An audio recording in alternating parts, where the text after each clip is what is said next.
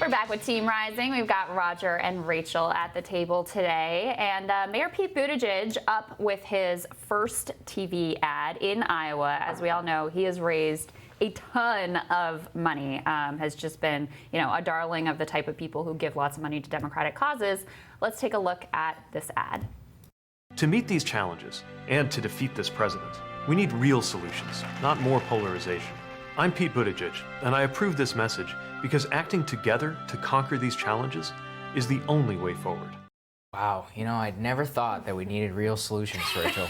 I just such a profound and dreamy man. I was just seduced by his dreamy white shirt and lack of jacket, and I just thought. Can you imagine a more anodyne message, honestly? Well, I think that's Pete Buttigieg. That is, I think, sort of representative of where some of these Democrats are. Is hey, look, we need unity and we need solutions, but I'm not sure what those are. Right. It's like wash, rinse, repeat. But where's the actual solution here besides gun confiscation, taking away your private health insurance, and abortion on demand? But it's strange, Roger, because he's sunk now to 5%. He's pretty much holding there consistently with this message. I get it. I get that it works for a bunch of Wall Street people in Silicon Valley, but actual voters don't seem to be responding to this. Why double down on that in the first ad? It's completely on non-issues based.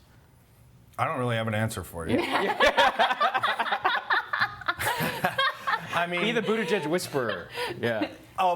Back to my earlier point, because I obviously agree with it. I agree with myself. Yeah, it's unusual, but he did staff up in the spring. So of all the people that are, shall we say, towards the end of the debate stage, I think he actually has the infrastructure where he could actually capitalize on this. And he has yet to really he had a great, I guess, CNN town hall moment in the spring, but he hasn't had a debate moment. So that is potentially still out there.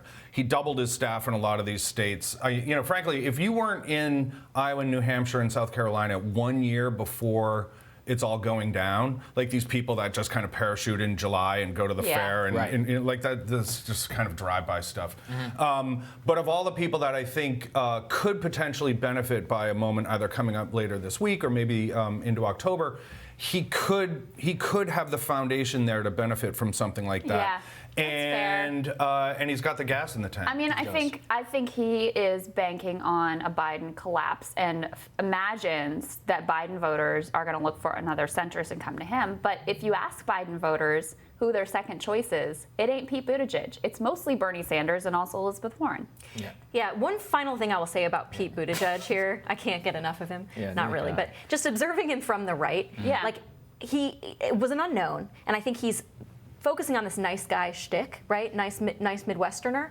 But the more I hear him talk, the more I wonder if he's actually not the most angry guy in the race. Yeah. When you hear him talk about Christians, for instance, calling them hypocrites and then saying the Bible supports abortion up until the point of delivery. These things are actually really radical positions. So that's not a centrist position. So that's something I've heard from the right as well, which is the annoyance with a lot of the media coverage on him. Much of what he says is conventional wisdom, right. But he comes out and he actually says it. And this is what drives me crazy about him, is he does all of that cultural signaling.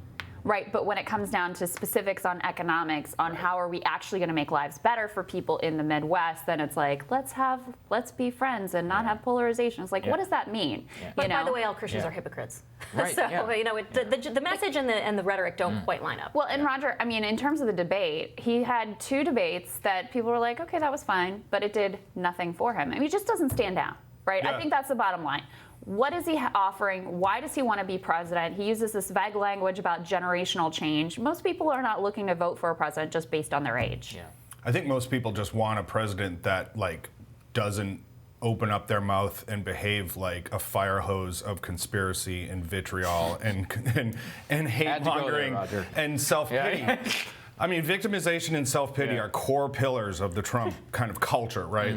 You're a victim, and you demand self-pity of everyone, as he does many, many times a day.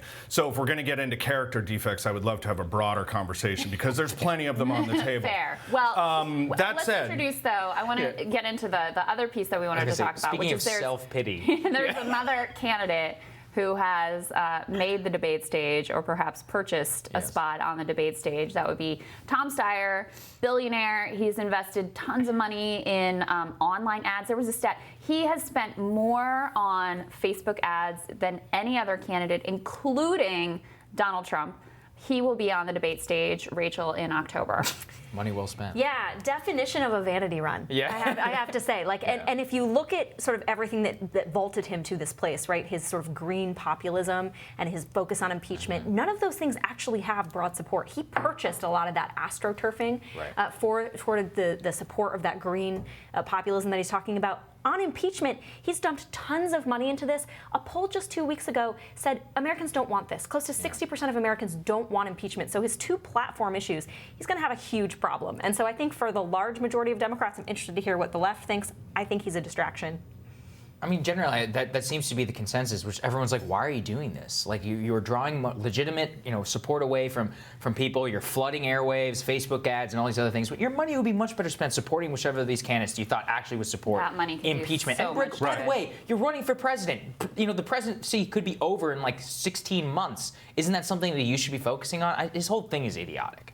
Well, I'll quote myself again, which was not the last time I was on your show, but the time before that. I said that the donations that he got to meet that threshold would prove to be some of the most expensive. Spending $7 and $8 per dollar, and here we are, and I'm right again.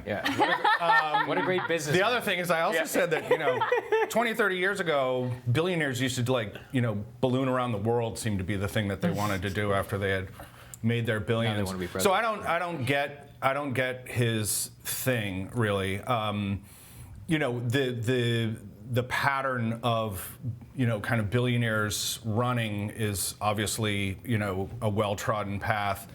If he were to go so far, the next step would be if he kicked off his campaign and hired extras to populate the crowd, as did the current occupant. To be very specific, in his FEC filing, you can go to Gotham Government Relations, and they subcontracted out to Extra Mile Casting, and you can find the email. Rachel Maddow. You can find the email that they sent out to pay people $50 to attend. Like all those Kavanaugh protesters. Oh wow! Yes, thank you.